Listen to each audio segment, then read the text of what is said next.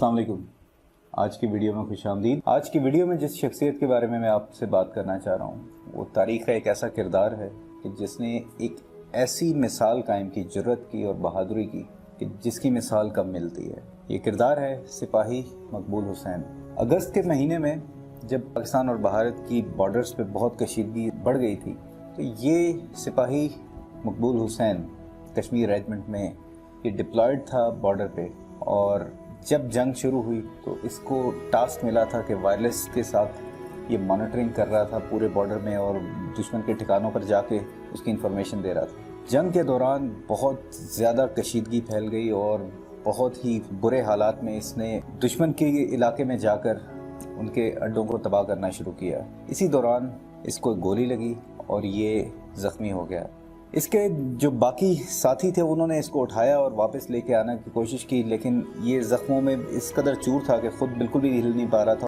बाकी सिपाहियों की जान को भी इसने ख़तरे में डाल दिया था। इससे ये बर्दाश्त न हो और इसने उन्हें कहा कि आप मुझे छोड़ो और अपनी जान बचाओ और यहाँ से जाओ। उन्होंने ये बात ना मानी। फिर इसने ये किया कि अपने आप को एक गहरी खाई के अंदर गिरा लिया, जिसकी वजह से फिर दोस्तों को वो वहाँ से जाना पड़ा। समझ ये यही रहा था कि शायद इस अमल के बाद ये दुनिया से चल बसेगा, लेकिन ज़ख्मों की बुरी हालत में ये वहाँ पे बेहोश हो गया।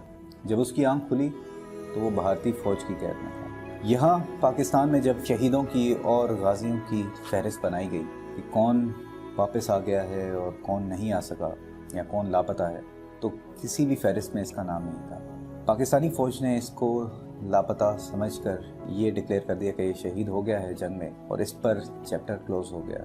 लेकिन सिपाही मकबूल हुसैन वहाँ पर भारतीय फ़ौज की कैद में था और 4x4 का एक कमरा था जिसमें इसको बंद किया गया और हर तरह से इसे अजियत पहुंचाई गई। भारतीय फ़ौज ने इससे वो तमाम राज उगलने को कहा कि जो इसके दिल में दफन थे, लेकिन इसने उनकी एक ना मानी। वो जुल्म पर जुल्म करते गए, लेकिन ये सहता गया। आखिरकार उन्होंने कहा कि इससे कोई राज तो नहीं मिल पाएगा, इसके ज़रिए से पाकिस्तान की तज़लील की जाए, तज़हीक की जाए। तो उन्होंने इससे कहा कि तुम चीख चीख कर कहो कि पाकिस्तान मुर्दाबाद। और जब भी वो ये कहते तो सिपाही मकबूल हुसैन उतनी ही ताकत से पाकिस्तान जिंदाबाद का नारा बुलंद कर देता। ये बात उन्हें बहुत तकलीफ़ पहुंचाती और वो कहते कि तुम पागल हो गए हो, ये क्या कर रहे हो, तुम्हें अपनी जान की परवाह नहीं है। इसके बाद उनसे ये चीज़ बर्दाश्त नहीं हुई और उन्होंने कहा कि इसका एक ही इलाज है कि इसकी ज़बान हमेशा के लिए बंद कर दी जाए। उन्होंने इसकी ज़बान काट दी, लेकिन वो ये समझते थे कि ये ज़बान काटने के बाद वो इसके जज्बों को दबा लेंगे, इसकी हिम्मत को पस्त कर देंगे। लेकिन सिपाही मकबूल हुसैन उन लोगों में से नहीं था। उस 4x4 के एक कमरे में जहाँ पर वो लेट नहीं सकता था, जहाँ पर वो बैठ नहीं सकता था, एक साइड की दीवार को साफ करके वहाँ पर अपने खून से ये पाकिस्तान जिंदाबाद लिखता रहा। इस तरह से इसने अपनी ज़िंदगी के वो 40 साल जो उसकी ज़िंदगी के बेहतरीन साल थे वो वहाँ पर कैद में गुजारे। 2005 में जब वाघा बॉर्डर से कुछ कैदियों को वापस भेजा गया तो उन्हीं में एक 65 साल का बूढ़ा लावर सा इंसान भी मौजूद था, जिसके जिस्म पे गोश्त का निशान नहीं था। बहुत ही थका थका सा चल रहा था, जिसमें हिम्मत नहीं थी कि वो अपना ज़्यादा तेज़ी से आगे बढ़ सके। जब वो पाक फ़ौज की तहवील में आया, बोल तो सकता नहीं था, लिख कर बताया, अपना वो सिपाही का नंबर बताया, अपनी यूनिट का नंबर लिखा।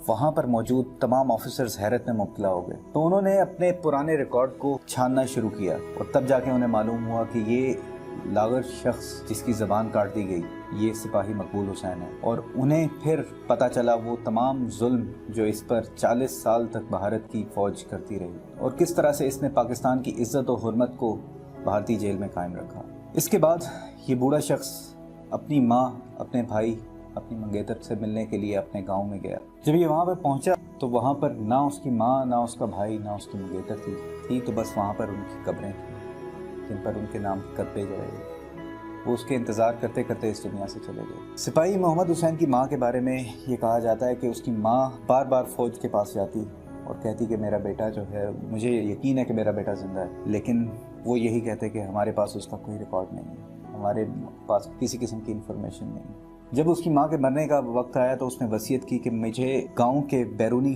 कब्रिस्तान वहाँ पर दफन करना, तो जब मेरा बेटा वापस आएगा तो सबसे पहले मैं उसे वहाँ पे देखूँगा। और इस तरह ये तारीख़ी किरदार जिसने पाकिस्तान को अपनी ज़िंदगी दे दी और पाकिस्तान के नाम पर कोई आंच ना आने दी, 2018 को اس دنیا سے کوچ کر گیا۔ اب آج اس دن ہمیں سلام پیش کرنا ہے ایسے بے تحاشا بے نام سپاہیوں کو، ایسے بے تحاشا جوانوں کو جنہوں نے اپنی جانیں اس ملک کے لیے اور ہمارے لیے قربان کر دیے۔ یہ وہی شہید ہیں کہ جن کے گھر میں ان کے ماں باپ، بیوی، بچے، بہن بھائی انتظار کر رہے تھے، جن کے آگے ان کی زندگی پڑی تھی، لیکن انہوں نے اپنی زندگی کی پرواہ کیے بغیر پاکستان کے لیے اور یہاں پہ موجود ہم لوگوں کے لیے اپنی جانوں کا نذرانہ پیش کیا۔ آئیے ہم ان کو سلام پیش کریں اور دعا کریں کہ اللہ تعالیٰ ہماری اس پاک سرزمین کو اسی طرح شاد و آباد رکھے اور ان کی قربانیوں کو کسی طرح سے بھی ضائع نہ ہونے دے۔ اپنا خیال رکھیے گا۔ پاکستان زندہ باد۔